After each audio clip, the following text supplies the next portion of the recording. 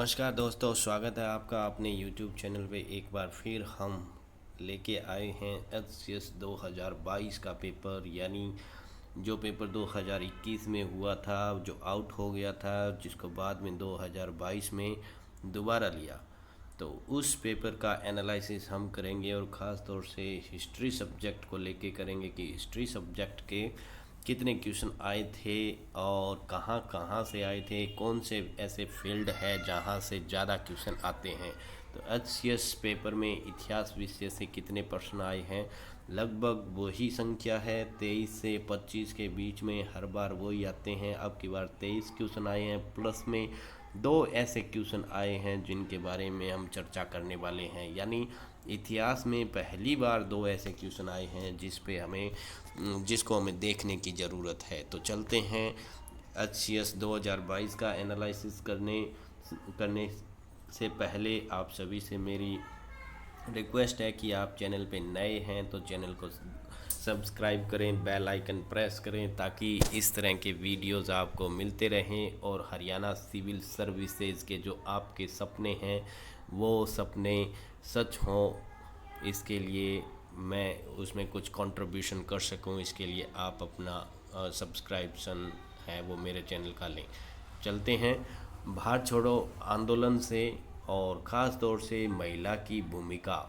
एक क्वेश्चन आया हुआ है, हर बार आता है। भारत छोड़ो आंदोलन में कौन सी महिलाओं का क्या योगदान रहा है, चाहे वो किसी अंग्रेज ऑफिसर को गोली से मारा है या किसी महिला ने आंदोलन की अगवानी की है। अगवानी यानी जब 1942 में जब भारत छोड़ो आंदोलन हुआ था, जब महात्मा गांधी, जवाहरलाल नेहरू जो फ्रंट लाइनर थे उनको अरेस्ट कर लिया, तो जयप्रकाश नारायण, राम मनोहर लोहिया और सरोजनी नायडू जैसे छोटे नेताओं ने इस आंदोलन को चलाया था। तो उसमें कुछ महिलाओं की भूमिका थी, जिन्होंने, किसी ने रेडियो संभाला था, किसी ने मोर्चा संभाला था। तो उससे संबंधित एक क्वेश्चन आया है। दूसरा क्वेश्चन वहीं से है, यानी मुग़ल काल की स्थापत्य कला, खास तौर से शेरशाह की।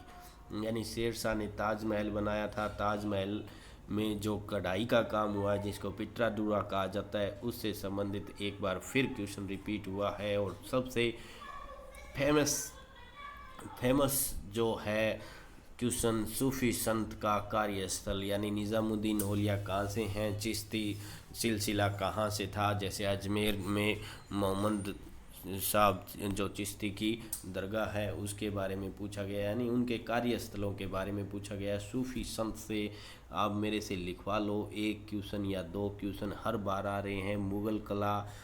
मुग़ल काल से, चाहे वो स्थापत्य कला हो, चाहे चित्रकला हो या प्रशासन हो, वहाँ से क्वेश्चन आ रहे हैं। हड़प्पा सभ्यता यानी सिंधु घाटी सभ्यता से संबंधित कुछ कथन और कारण आए हैं।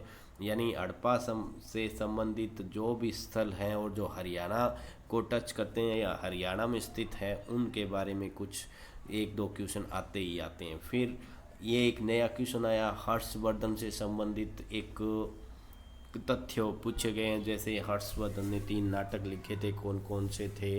हर्षवर्धन है वो उसका कार्यकाल कब का था, उसका ईयर कब है। यानी हर्षवर्धन से संबंधित एक क्वेश्चन आया है जो अब की बार नया था, पहले हर्षवर्धन को नहीं पूछा गया था। अब आगे चलते हैं। प्राचीन काल के मंदिरों का कालक्रम, मुख्यतः दक्षिण, यानी जो दक्षिण भारत में जो मंदिर है उनके बारे में क्वेश्चन पूछा गया है। यानी पहला कब बना, दूसरा कब बना, तीसरा कब बना, यानी जो मंदिर है उनके बारे में पूछा गया है।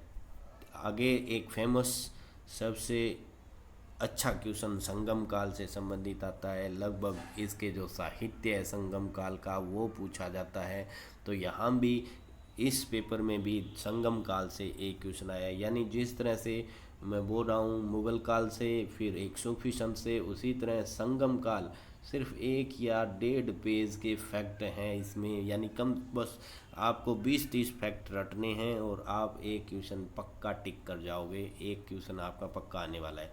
चोल साम्राज्य से संबंधित तथ्य आए हैं और राजेंद्र चोल से आए हैं। यानी जो राजेंद्र चोल था, यानी भारत के विदेशी व्यापार की शुरुआत जहाँ से आती है वो राजेंद्र चोल थे, जिन्होंने थाईलैंड, बर्मा, यहाँ से विदेशी व्यापार या नेवी का सबसे पहले निर्माण नेवी का इन्होंने किया था। तो राजेंद्र चोल से संबंधित एक क्वेश्चन आया है, यानी चोल चालुक्य राष्ट्रकूट से एक क्वेश्चन आता है।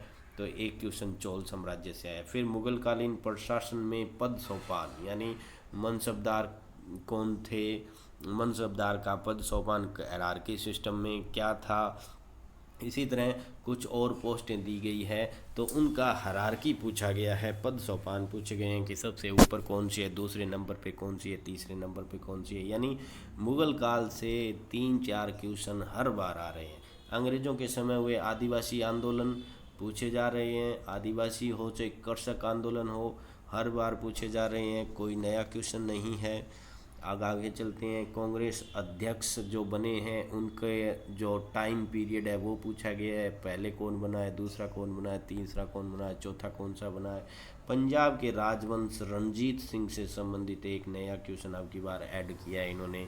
दक्षिण भारत का भक्ति आंदोलन हर बार पूछा जाता है, जिस तरह सूफी पूछे जाते हैं, जिस तरह बौद्ध जैन पूछे जा रहे हैं, उसी तरह दक्षिण भारत का जो भक्ति आंदोलन था, आलवार नैनार जो शैव भगत थे, उनसे एक क्वेश्चन पक्का पूछा जाता है। प्राचीन काल के शिलालेख, जैसे पिछले पेपर में अशोक के स्तंभ के बारे में पूछा गया था, अब की बार प्राचीन भारत में जो शिलालेख प्राप्त हुए हैं, यानी रुद्रादामन का कौन सा था, हाथी गुफा लेख किससे संबंधित है, ये सब पूछे गए हैं। मुगल कालीन भू राजस्व व्यवस्था से फिर एक क्वेश्चन आया है, यानी जो भू राजस्व इकट्ठा करने की जो प्रथा थी, जो परंपराएं थी, जो तरीके थे, उनके बारे में एक क्वेश्चन पूछा गया है, हर बार पूछा जाता है। ये मुगल काल से पूछा जाने वाला इस पेपर में चौथा क्वेश्चन है।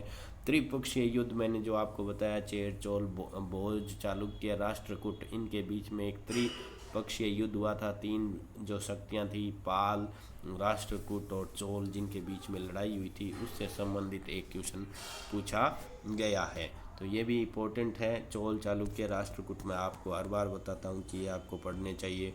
स्वतंत्रता आंदोलन की जो घटनाएं हैं उनका कालक्रम पूछा गया है, यानी भारत छोड़ो आंदोलन कब हुआ था, सविनय अवज्ञा आंदोलन कब हुआ था, उसके जो घटनाएं थी उनके बारे में एक क्वेश्चन पूछा गया है। वैदिक शब्दों का अर्थ, एक शब्द है बलि, बलि भी जिसको कहते हैं, इसके अर्थ के बारे में पूछा गया है, ये क्या था।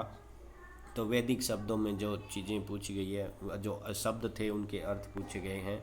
सल्तनत कालीन प्रशासन पूछा गया है, यानी सल्तनत मुगल प्रशासन की तरह सल्तनत कालीन का एक क्वेश्चन पूछा जाता है। 1857 की क्रांति से संबंधित तथ्यों को पूछा गया है। कला, मैं आपको बता रहा था कि एक जो 2 महत्वपूर्ण क्वेश्चन थे, यानी जो पहली बार हिस्ट्री के पोर्शन में आए हैं, वो है चित्रकला और बुनाई, यानी आर्ट से क्वेश्चन पूछे गए हैं। मुख्यतः चित्रकला, यानी पिछवाई कहाँ बनाई जाती है, खेस कहाँ बनाए जाते हैं, ये अब की बार 2 क्वेश्चन हैं जो इम्पोर्टेंट हैं, या यूँ कहें कि 2 नए क्वेश्चन आए हैं। तो कुल मिला के लगभग आपके 23 से 25 क्वेश्चन हिस्ट्री से आए हैं। आपने यदि मेरे तीनों वीडियो देखे हैं तो आप समझ गए होंगे कि क्या हिस्ट्री में ज़्यादा क्या पढ़ने की ज़रूरत है। मैं एक बार फिर रिपीट कर देता हूँ, हड़प्पा सभ्यता, जिसे सिंधु घाटी सभ्यता के नाम से भी जाना जाता है, और ख़ास तौर से हरियाणा से जो जुड़ी हुई चीज़ें हैं वो आपको पढ़नी है। फिर दूसरा क्वेश्चन मुग़ल काल का बनता है। बीच में एक हम देख सकते हैं कि सल्तनत काल का प्रशासन देखना है, वो हमें देखना चाहिए। फिर मुग़ल काल का प्रशासन, स्थापत्य कला, चित्रकला, ये सारी चीज़ें हमें पढ़नी है। कुछ यदि कोई फेमस की बुक्स हैं वो पढ़नी है, यानी मुग़ल काल को आपको अच्छी तरह से पढ़ना है। उसके बाद में 1857 की क्रांति आपको पढ़नी है। उसके बाद में महिलाओं की भूमिका है, उससे एक क्वेश्चन आता ही आता है, और फ्रीडम मूवमेंट के जो कालक्रम है वो पढ़ने। इनके साथ आपको मैं बता रहा हूँ कि सूफी जो परंपरा है वो पढ़नी है, और जो दक्षिण भारत के जो जितने भी संत महात्मा हुए हैं उनके बारे में आपको पढ़ना है। दक्षिण भारत में जो भक्ति आंदोलन है वो पढ़ना है। साथ ही साथ आपको संगम काल, जिससे एक क्वेश्चन पक्का पूछा जाता है, वो आपको पढ़ना है। तो ये कुछ इम्पोर्टेंट चीज़ें हैं, इतना आप पढ़ के जाओगे तो आप 25 में से कम 17 या 18 क्वेश्चन आप कर सकते हो सकता है आप 25 में से 23 भी कर दो, पर मैं ये मान के चलता हूँ कि यदि आप इतनी चीज़ें पढ़ के जाओगे तो 17-18 क्वेश्चन, यानी 4 क्वेश्चन मुग़ल शासन के और 1800 स्वतंत्रता आंदोलन के 5 क्वेश्चन, 9 और एक संगम काल का 10, एक सूफी सिल जो है वहाँ से, एक दक्षिण भारत का भक्ति आंदोलन 13, और 1800 क्रांति, या फिर आप एक ले सकते हैं जो भक्ति आंदोलन है वहाँ से, या मंदिर स्थापत्य कला से आप एक क्वेश्चन, यानी लगभग 16 से 17 क्वेश्चन आराम से आप टिक कर सकते हो कॉन्फिडेंस के साथ। तो आपने इतनी देर मेरे साथ रहे उसके लिए थैंक्स। और मैं आपको एक बार फिर रिक्वेस्ट करता हूँ कि आप सब्सक्राइब करें, ताकि हम हिस्ट्री का, हमने तीनों पेपर देख लिए हैं, अब हिस्ट्री के बाद में हम आगे ज्योग्राफी का पढ़ेंगे, फिर हम इकोनॉमिक्स का पढ़ेंगे और पॉलिटिकल साइंस